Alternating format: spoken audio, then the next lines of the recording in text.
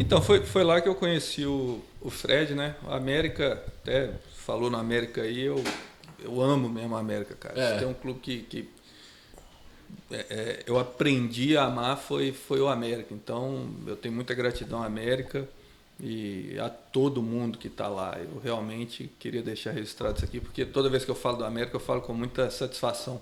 E foi lá que eu conheci o Fred, e numa amizade daquelas inesperadas, né? Eu era estagiário do Fernandinho, que está aqui do Fernando. vocês. Fernando Martins e Miguel, nosso companheiro. Trabalhamos era meu chefe na América. Olha só. Depois chegamos a trabalhar junto na minha assessoria de imprensa. O Fernandinho passou um período curto lá. Ele era muito caro para manter ele. Jogador caro, né? Jogador caro. E lá eu conheci o Fred e a gente ali construiu uma amizade. E eu tinha um Paliozinho na época lá, ele aprendeu a dirigir lá no estacionamento do América, eu ficava lá trabalhando, quando eu via, eu falava, que carro é meu, que tá andando? Era ele lá, dando rolezinho lá no CT Lana Drummond. Lana Drummond. Ele nos juniores ainda ou já é profissional? Cara, era uma transição, ele tinha subido, foi na época daquele gol mais rápido. Ele foi muito bem, né, naquela Copa São Paulo, se destacou bastante e aí acabou subindo para o profissional. Aquela é uma outra história, né? Porque o Fred ele ia ser mandado embora, né? Ele já estava demitido do América. Como é que é? Tem muita gente que não sabe essa história, né? Ele estava mesmo para sair do América, né? Tava. Ele na base lá, o Fred era muito indisciplinado, né, cara? O Fred, ele gostava da... Hoje não. Hoje, desde 2013 para cá, o homem transformou lá. Tá lá, tá tranquilo.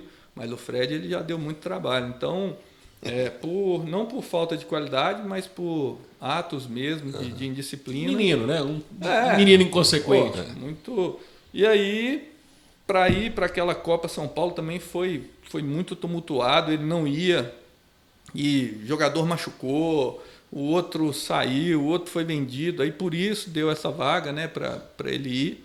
E lá, no primeiro jogo, ele era reserva, e o atacante foi expulso, e aí ele entrou no segundo jogo, e fez aquele gol lá, 3 segundos, 17 centésimos, e ali, a partir dali, né, a história todo mundo já conhece, mas por muito pouco, cara. Podia ser que o Fred não fosse o Fred, podia ser um bom jogador aí, mas, enfim, coisas do... É muito legal. Então, esse ato de disciplina dele foi na base, né?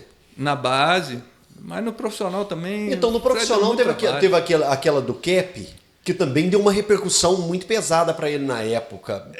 Ali você era assessor... Explica, que você lembra, tem gente que não... que ele fez um gol, foi até a bandeirinha... Foi lá em Nova Lima. Lá em Nova Lima. Ele faz o gol, vai até próximo da bandeirinha de escanteio, e quando ele chega lá tem um guarda, né, um policial. Ele pega o cap, coloca o cap, faz posição de sentido, depois pega e entrega o cap. Não, ele joga. Ele joga, né? Jogou no chão. Foi isso então. E o soldado, ele gostou, ele achou engraçado, mas eu acho que o superior dele olhou e falou, não pode jogar, e fez ele ir lá pegar e devolveu o cap na mão, pedir desculpa, mas isso é irreverência, né? Não chamo de nenhum ato de disciplina, foi uma irreverência, uma inconsequência ali, ele sempre foi muito assim, né? Mas também o Fred... A juventude ajudava, né, cara? Ele podia fazer o que fosse. E não era só isso, né? Dentro de campo, o cara resolvia. Chegava dentro de campo, a bola ele empurrava para dentro e estava tudo resolvido. Bom demais. Futebol de outras épocas, né? Hoje em dia, todo mundo já preza muito mais pelo extra-campo também, né? Naquela época era... O Fred é muito interessante, porque ele é um jogador meio de transição, assim. Ele, ao mesmo tempo que ele é fim de Romário, de Edmundo, de Renato Gaúcho. Então, os ídolos dele, quem ele acostumou a ver, foram esses caras. E hoje também, ele no fim, então no início ele era meio bad boy. E no fim ele virou meio a referência, o lado meio Messi, meio Cristiano Ronaldo, né? Esse legado que esses esses caras estão deixando aí pro futebol. Ô, Francis, ainda sobre o Fred, você que é um amigo dele, pessoal, de tantas coisas que você passaram juntos, o Fred foi um grande ídolo aqui no Cruzeiro, tanto que fazia gol no Cruzeiro pelo Fluminense, cansou de fazer gol no Cruzeiro e não comemorar. Depois, quando veio pro Atlético, essa idolatria da torcida acabou, mas ele ainda teve no Cruzeiro. E a saída, problema na justiça com o Cruzeiro, ele não é um ídolo da torcida do Cruzeiro hoje. E nem da do Atlético, porque ele saiu, foi pro Cruzeiro direto, deu uma polêmica danada também essa história, nós vamos falar disso depois. Em compensação, ele é um dos maiores ídolos da história do Flu, o maior ídolo do Flu recentemente. Como é que vocês veem isso? Como é que o Fred encara isso? Não ser um ídolo na terra natal dele, que ele é de Teoflotone, né? Ele não é ídolo das torcidas daqui, mas é um grande ídolo de uma torcida do Rio. Como é que ele encara isso de não ser tão popular aqui em Minas mais, que ele já foi muito? Popular eu até acho que ele é. Popular Eu falo ídolo, quer dizer no sentido de ser ídolo da torcida. Falem bem ou falem mal. Mas falem de mim, né? Mas ele não é ídolo das torcidas aqui e é um grande ídolo da torcida do Flu. Como é que é isso? Isso são situações que, assim, que primeiro,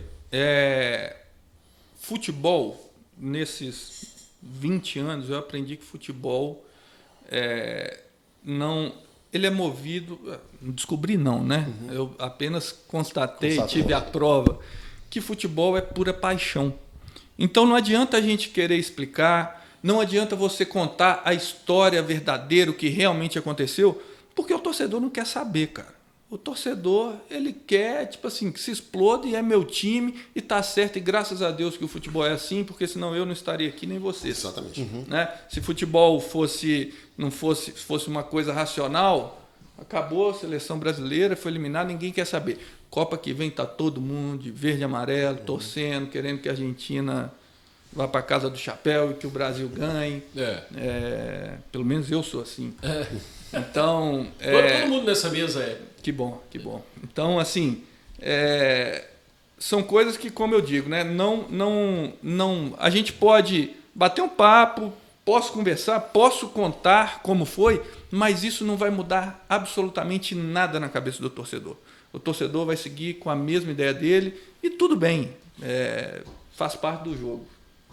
Ô Francis, só falar que está todo mundo aqui já participando aqui do chat, então é só falar com a galera que está assistindo para fazer sua pergunta, fazer seu comentário, deixar seu questionamento. O Carlos aqui, ó, falou que está chegando, daqui a pouco vai acompanhar essa entrevista. O Vitor Xavier falando, vai ter muito bastidor hoje na entrevista. Pô, o Francis sabe tudo de bastidores de futebol.